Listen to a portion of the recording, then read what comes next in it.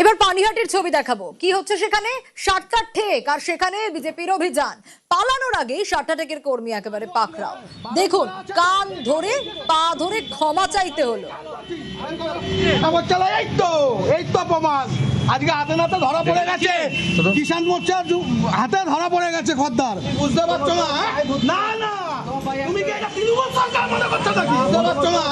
না না, তুমি কি এটা তৃণমূল সরকার মনে করছো? 20 টাকা 50 টাকা করে নিচ্ছি। কি 20 টাকা পকেটে পয়সা বের করো? উনি নাকি 20 টাকার খেলা নাকি? পয়সা বের করো, পয়সা বের করো। না, কালকে লিখেছে আজকে।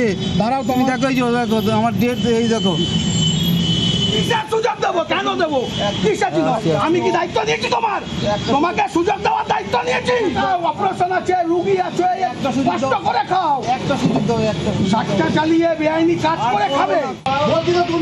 সুবীর রয়েছে আমার সঙ্গে। সুবীর, একেবারে কান ধরে পা ধরে ক্ষমা চাইছেন এই সাতটা ঠেকের কর্মী, কিন্তু কতদিন ধরে চলছিল এ কাজ? আর সাতটা ঠেকে বিজেপি অভিযান চালাতে পালানোর আগেই পাকড়াও করা গেছে। দেখো, রাজ্যের মুখ্যমন্ত্রী শুভেন্দু অধিকারী নির্দেশ দিয়েছিলেন যে এলাকাতে কোন রকম ভাবে কোনো বেআইনি সাতটা মদ এবং মদের ঠেক চলবে না এবং জুয়ার ঠেক চলবে না। কিন্তু সেই জায়গা থেকে দেখা যাচ্ছে যে প্রকাশ্যে ঠেক না চললেও এইভাবে কিন্তু খাতা ছোট ছোট ডায়েরি করে সেই জায়গাটা কিন্তু বিভিন্ন জায়গায় জায়গায় এরকম ভাবে দাঁড়িয়ে এইভাবে কিন্তু বেআইনিভাবে সাতটা ঠেক কিন্তু চলছে। কিন্তু যখন বিজেপি কর্মীদের কাছে খবর, যখন তোমার আগামীকাল পানিহাটিতে আসছেন রাজ্যের মুখ্যমন্ত্রী শুভেন্দু অধিকারী, এবং তার আগেই কিন্তু বিজেপি কর্মীদের কাছে খবর যায় যে এইভাবে তারা কিন্তু বেআইনিভাবে সাতটা ঠেক চালাচ্ছেন জায়গায় জায়গায়। তো সেই জায়গা থেকে দাঁড়িয়ে তারা কিন্তু অভিযান চালানোর সময় তার জায়গা থেকে কিন্তু পালানোর চেষ্টা করেন সাতটা ঠেকের কর্মী। তখনই কিন্তু দৌড়ে একদম কলার ধরে করে টানতে টানতে নিয়ে আসেন প্রকাশ্যে এই বিজেপি কর্মীরা, এবং তখনই কিন্তু তারা কান ধরে পা ধরে কিন্তু ক্ষমা চাইছেন যে আর জীবনে এই ভুল কাজ করবেন না, তারা অন্যায় করে ফেলেছেন। এই নিয়ে কিন্তু একটা চাঞ্চল্য আর উত্তেজনা তৈরি হয়। অবশেষে কিন্তু এই যে যিনি সাতটা কর্মী রয়েছেন তাকে কিন্তু ইতিমধ্যে বিজেপি কর্মীরা ধরে তাদের থানার হাতে তুলে দিয়েছেন। বেশ, বুঝতে পারছো না? না না, তুমি কি এটা তৃণমূল সরকার মনে করছো নাকি? বুঝতে পারছো না? না না, তুমি কি এটা তৃণমূল সরকার মনে করছো? 20 টাকা 50 টাকা করে নিচ্ছি। কি 20 টাকা পকেটে পয়সা বের করো? উনি নাকি 20 টাকার খেলা নাকি? পয়সা বের করো, পয়সা বের করো। না, কালকে লিখেছে আজকে।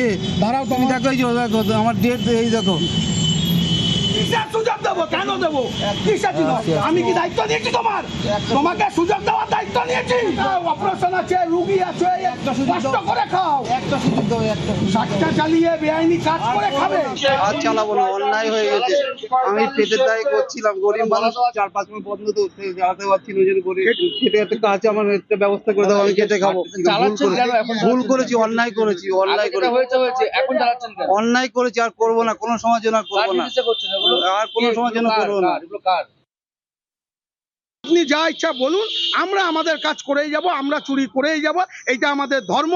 অসৎ পথে কামাবো, এইটাই আমাদের নিষ্ঠা। এইটাই এরা করছে। কালকে এখানে মিউনিসিপালিটিতে সিএম নিজে আসবে, আজকে উনি প্রকাশ্যে দিবালকে মানে কি সুন্দর সাতটা লিখে বেড়াচ্ছে। নিশ্চয় কারোর মদত ছাড়া তো করতে পারে না এটা। কিন্তু এইভাবে যদি দীর্ঘদিন চলে আমরা কত তুলবো? এটা প্রশাসনেরও দেখা উচিত, এই জিনিসগুলোকে বন্ধ করে, যেগুলো আমাদের মুখ্যমন্ত্রী বারণ করেছে, অবৈধ কাজবাজ।